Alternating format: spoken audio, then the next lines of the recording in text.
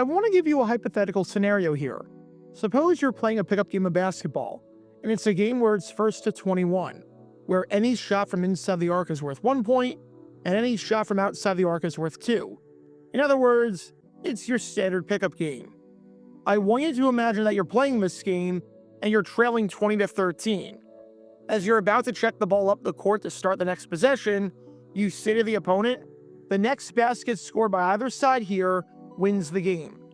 Your opponent looks at you all funny, thinking that you've got 5 heads or something, because that's not how this works at all. And you're not trying to cheat or anything like that, and you're not trying to make a joke.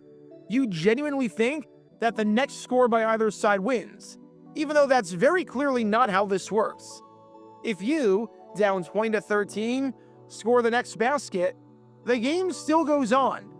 It'd be kind of hard to not have any idea how the format works for the game you're playing. And yet, we have a case like that for you today.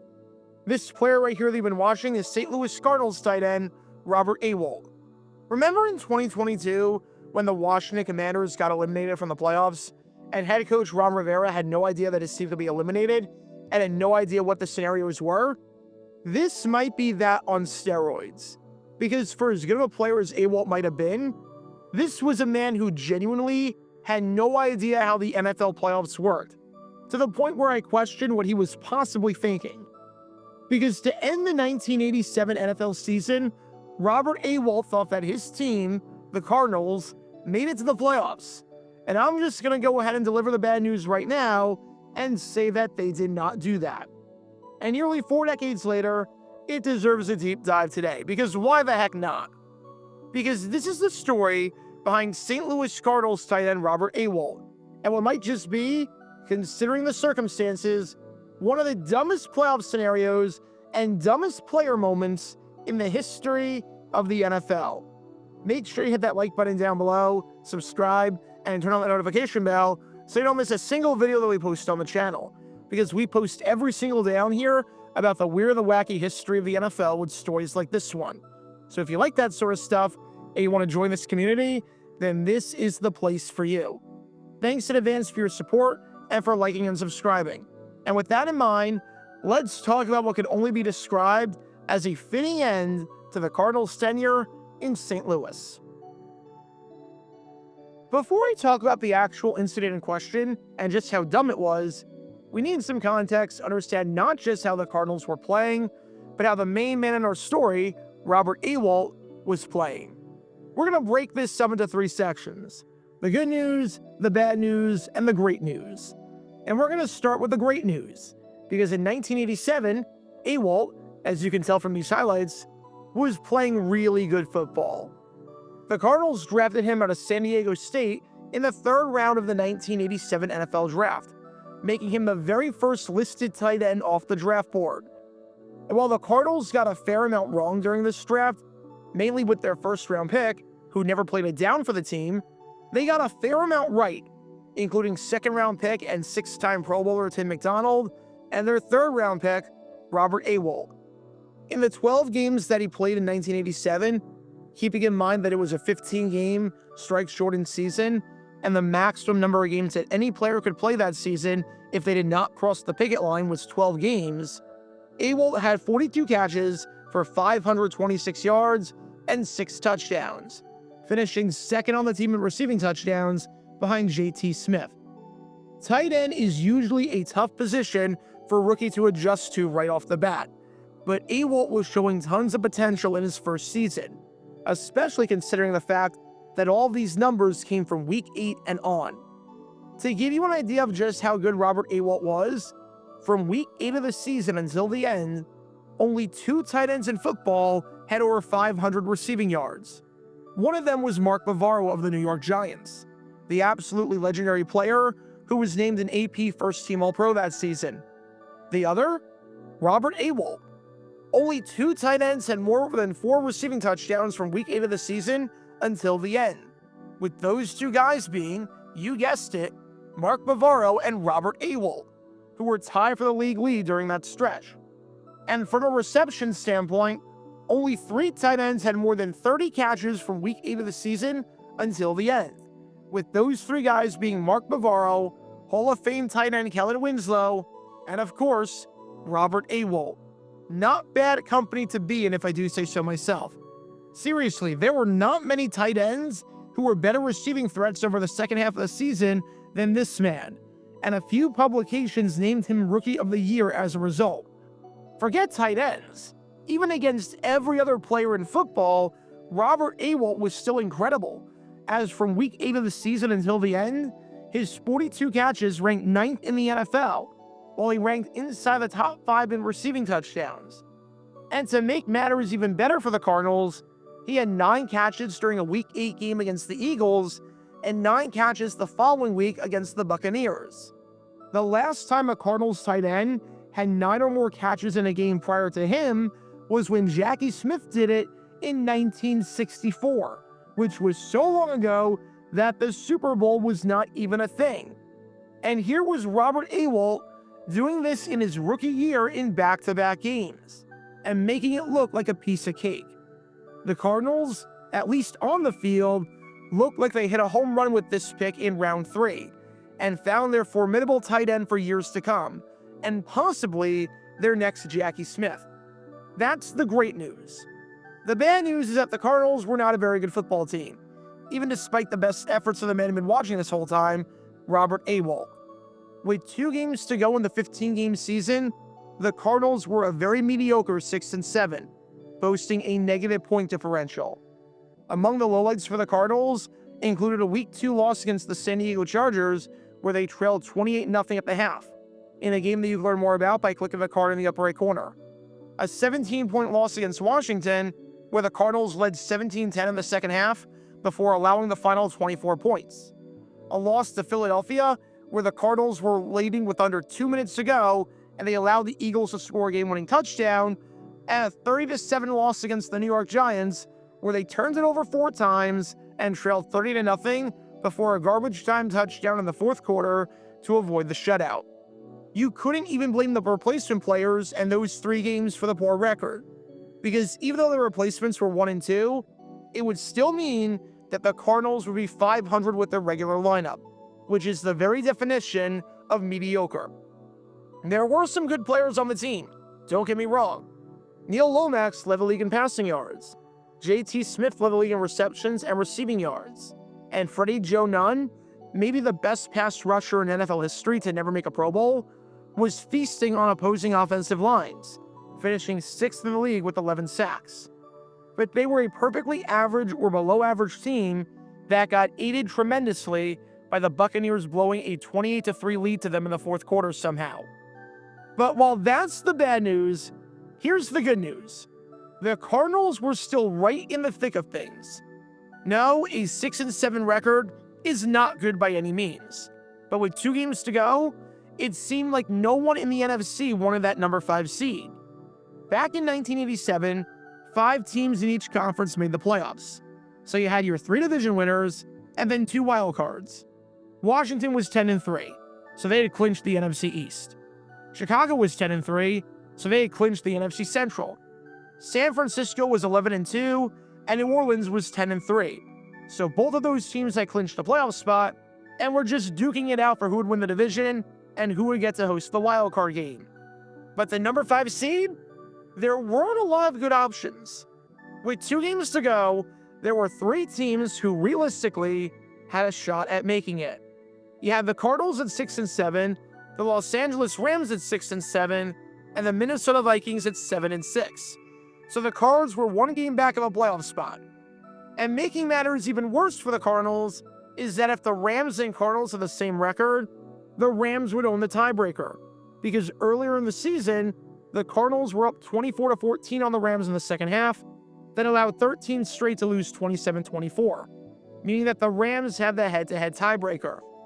In other words, for the Cardinals to get in, they needed to win out, have the Vikings lose one of their final 2 games, and have the Rams lose one of their final 2 games. Is this impossible by any means? Absolutely not. I wouldn't take those odds per se, but it's not like this playoff scenario is out of the realm of possibility.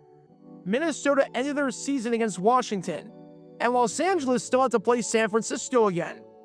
If you take care of your business, It's not impossible that both the Vikings and Rams will lose, the chips will fall your way, and you'll be going to the playoffs for the first time since the 1982 strike-shortened season, and for just the second time in the last decade. Speaking of the first time since they made it in 1982, you can learn more about that playoff game by clicking the card in the upper right corner. So when the Cardinals spoke to the press, most of them have the same idea. Head coach Gene Stallings said, "We're still in it." Linebacker E.J. Jr. said, "It's a long shot, but the main thing is we've got to win our last 2 games and finish with a winning record." And when it was Robert Awalt's turn to speak to the press, you'd figure he'd echo similar thoughts. You'd figure he'd say something like, "We can only control what we can control, and if we win our final 2 games, that's all we can ask for at this point." Or he'd say something like, "I can't control what the Rams and the Vikings do. We have to play our game, worry about ourselves, and hopefully the results come." Or he'd say something like, "It's hard to think about the playoffs when we're sitting below 500. We're just taking this one game at a time." You get the idea. If he said anything, quite literally, anything along those lines, then I am not making this video. Everyone else on the Cardinals seemed to know the scenario and know the standings and how everything worked. Except for the man who'd been watching this whole time, tight end Robert Awalt. Because when it was his turn to speak to the press, he said, and I quote, "We're in control of our own destiny, and it's a great feeling." Let me repeat that.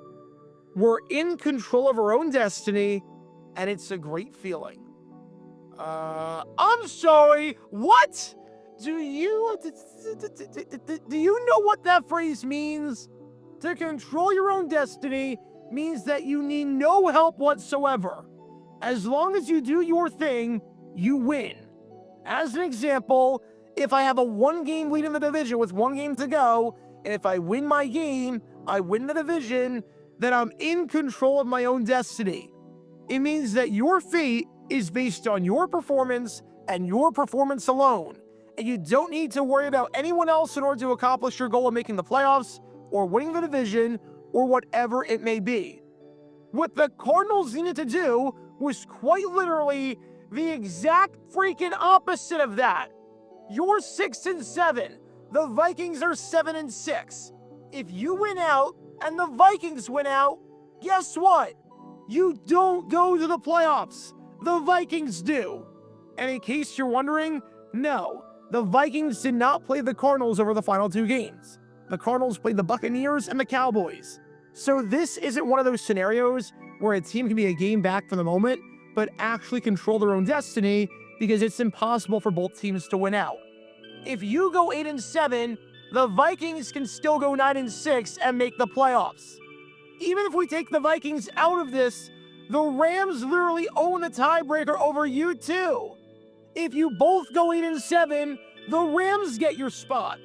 Not only do you not control your own destiny, but you're not even the runner-up to controlling your own destiny. You are the exact opposite of controlling your own destiny. You need to pray. You need to pray for things to go your way and hope for the right outcomes. Did no one tell you how the playoffs work? If you went 8-7 and the Vikings went 9-6, were you going to be celebrating in the locker room and bringing out the champagne and wondering why no one else was doing the same? How did everyone but you seem to recognize how this was structured? And it's not like this was a complicated situation or anything like that. If he said this phrase and both teams have the same record and there were 8 possible scenarios and the Cardinals would make it in 6 of them if they both finished with identical records, but wouldn't make it in 2 of them because of some weird tiebreaker, I'm not making this video. But this is just looking at numbers. You have 6. The other team has 7. You both played 2 games. 7 is bigger than 6. Therefore, you don't control your own destiny. If you both win out, you go home empty-handed. But to say that we're in control of our own destiny and it's a great feeling, what's great about it? You're the only person feeling great. And that's because you're living in a land of delusion. This is like the scene in The Simpsons where Ralph Wiggum celebrates the fact that his name got called. But he was called because he's failing. You feel great because you don't know any better. Controlling your own destiny? That's impossible. I don't think it'll come as a surprise to you that the Cardinals did not make the playoffs, as their final season in St. Louis was just like most of the rest of them. The Cardinals ended their year with a 7-8 record, finishing below 500 after losing their final game of the season to the Dallas Cowboys, meaning that the Minnesota Vikings got the final playoff spot at 8-7 after they went 1-1 down the stretch. What's funny, oddly enough, is that the Cardinals actually did end up controlling their own destiny going into their game against the Cowboys, seeing as the Vikings ended their season at 8-7 on a Saturday, and the Cardinals were 7-7 going into Sunday's game, with the Rams at 6 wins. So the Cardinals did actually end up playing a winning-to-win game for the final week of the season due to how the schedule worked. I guess Robert Awalt was a week early, even if the end result was all the same, and the Cardinals were left unable to play January football yet again. So as a piece of advice to anyone watching this video who doesn't want to make the same mistake that the man been watching this whole time, Robert Awalt, made in 1987, if you need the help of other teams to make the playoffs, you do not control your own destiny. If you need other teams to win games or lose games because your fate is directly impacted by that, you do not control your own destiny. If winning out does not guarantee the fact that you're in the playoffs, you do not control your own destiny. And if a team has more wins than you, generally speaking, you do not control your own destiny. Because in 1987, while Robert Awalt had good control with the football, he had no control over his own destiny. Be sure to like and subscribe if you have not done so already, as it helps the channel out a lot. And check out my other channels, JG8 for the history of college football, JG7 for the history of baseball, and JG9 News, where we talk about all things happening in the NFL. Join me every Wednesday night at 8 p.m. Eastern, where we'll play live NFL trivia for cash prizes. And make sure to join me live, as we're on stream just about every single day. And thanks to all our Patreon members and our YouTube members for helping out the channel. See how you become a member and show your support financially in the description down below.